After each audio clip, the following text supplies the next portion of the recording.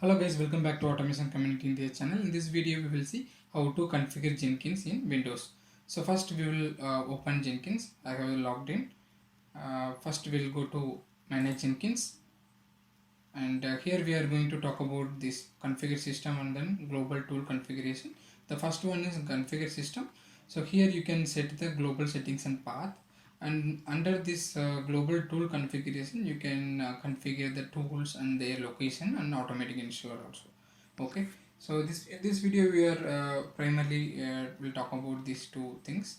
In the upcoming videos we'll go for the manage plugins, how you can add, remove or disable plugins, okay, and how we can manage the nodes and clouds and other options also, right? Okay, so first we'll go to configure system.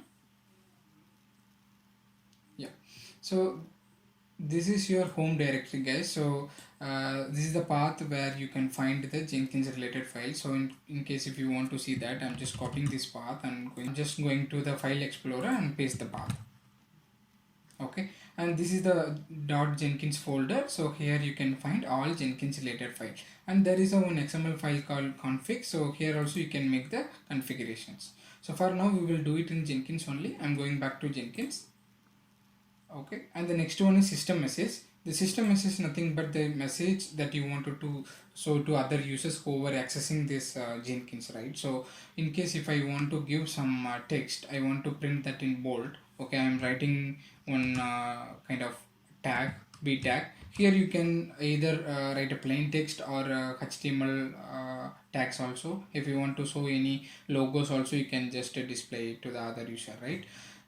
So I'm writing one b tag, Jenkins server for test automation. Okay, and we will close the b tag. So for now it's set to plain text. If you preview this, see whatever we typed here, it is displaying. So now what we have to do, that in order to change this to save HTML, we have one settings.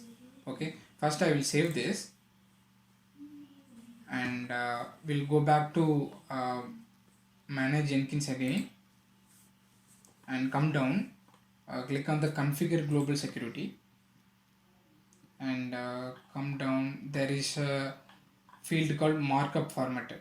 Okay, here change the option to save HTML and click on apply and save. So once you've done that, we'll go back to manage Jenkins and then configure system again.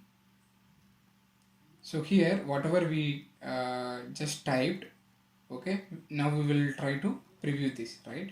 Okay, see it got changed to save HTML. If you preview this, see the text is displaying in the bold, and also the tag is not displayed. So this is how you can make the system message. Okay, the next one is number of executors. So for example, if you want more executor, you can just set it up. If you want 5, you can just set it up like that.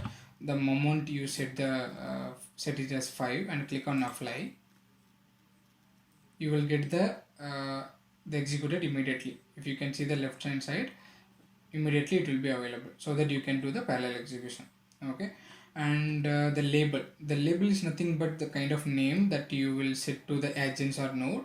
We'll talk about in the upcoming videos.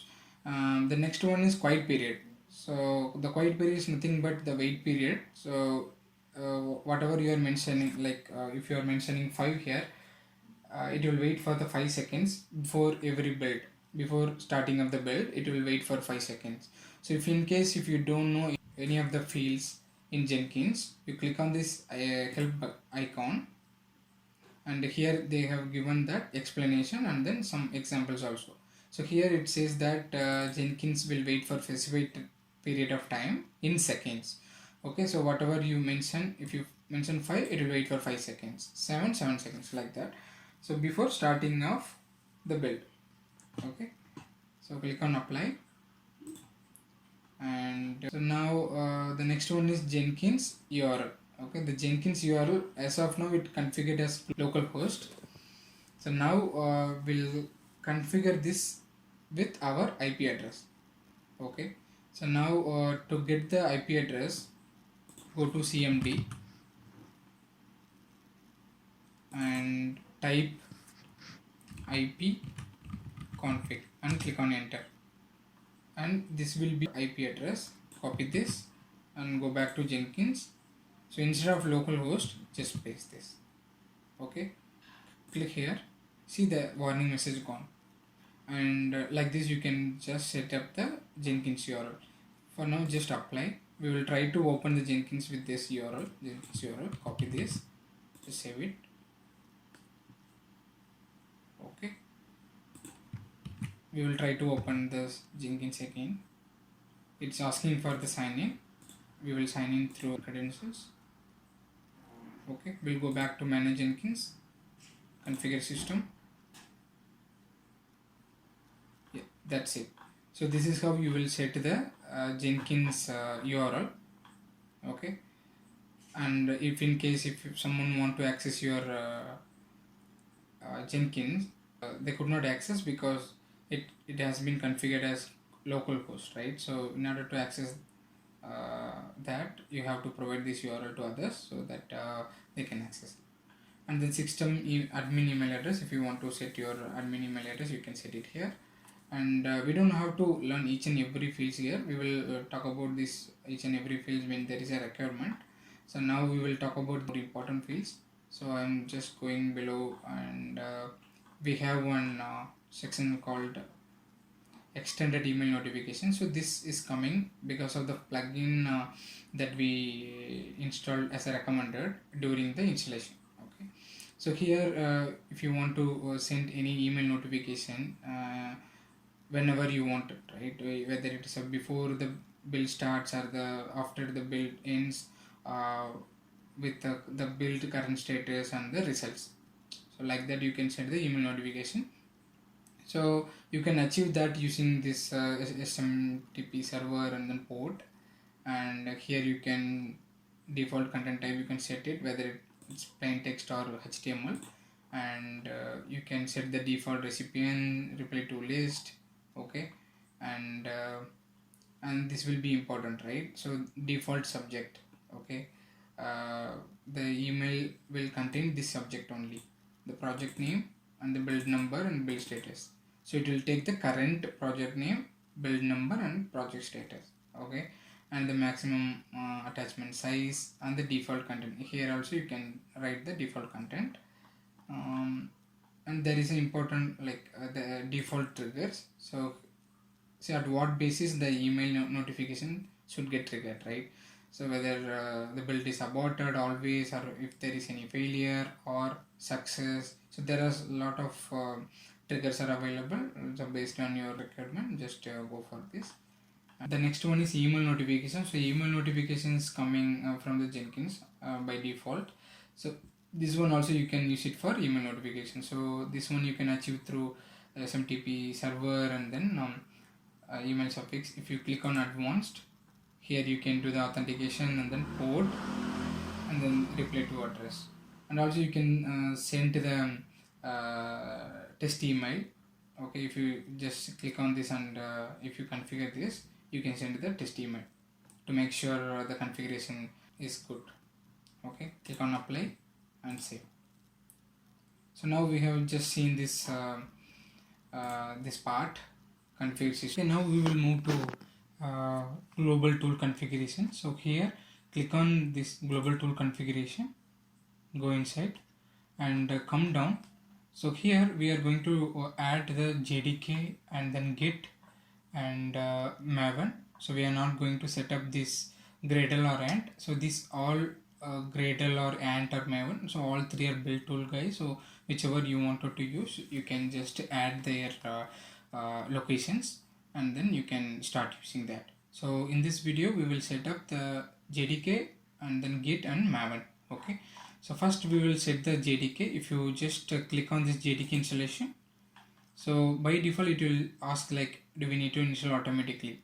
So here it will install the JDK versions, right? So I don't prefer this option because that will create some compatibility issues. Just uncheck this and you can add the Java path manually. Okay, to get the Java path, you would have already set that path in environment variables. So go to your environment variables. Okay, and okay, this is my Java path. Okay, this is my variable name and then variable value. Just copy the variable name first and paste it, and go back and copy the variable value, that is a JDK path. Copy and go to Jenkins and paste this. Okay, and apply. And the next one, we are going to see this Git. See, I have already installed Git in my machine, so it got recognized automatically. So if in case if you don't have Git, if you want to install Git in your machine, so I have already created one video for that. Please watch that video and then install that. Okay, if in case if you have any issues or clarification, feel free to comment it, so I will try to resolve it. Okay, and also you can set the Git path also here. So Gradle and Ant we can ignore for now, and click on Maven. So here you can it will also ask, do we need to install automatically, right? It's a kind of Apache Maven version, so if you want to, you can go for this. Personally, I don't recommend this option, so uncheck this, and we'll take the Maven path.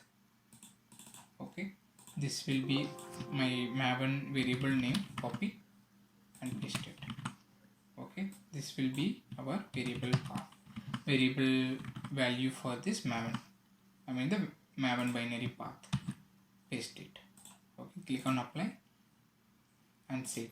So now we have successfully configured the Jenkins with JDK and Git and Maven and other common configurations. Okay, so in the upcoming video we will see that how to create a job in Jenkins and how to build the Maven project and GitHub integration. We will see in the next video. Bye.